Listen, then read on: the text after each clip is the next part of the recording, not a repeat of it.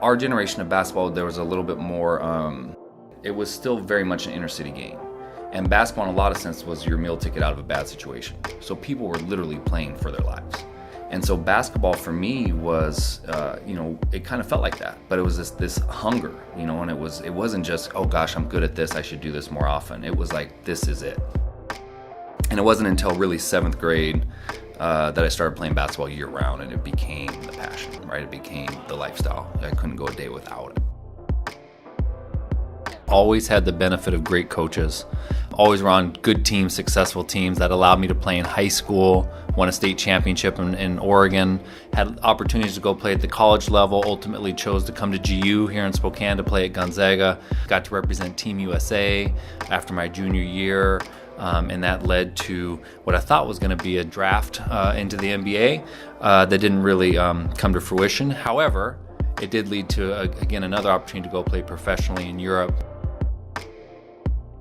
I started my professional career in Greece. From there, at Christmas time of my first season, I moved to Italy.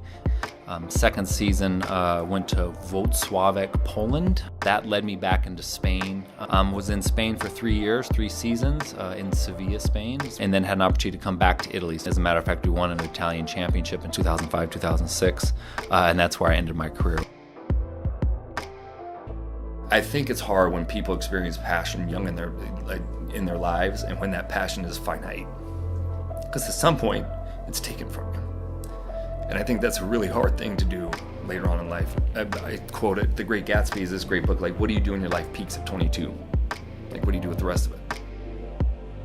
Ironically, Hoop Fest came calling, and I come back to my native tongue, and all of a sudden I'm a credible voice.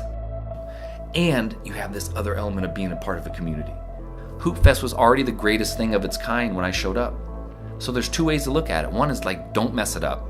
Or 2, which is the way I chose to look at it, like, here's the keys to the Ferrari. Like, go have fun with it. It is really unique that at 40 years old, like, the game is still, like, I still work in basketball. It pays me.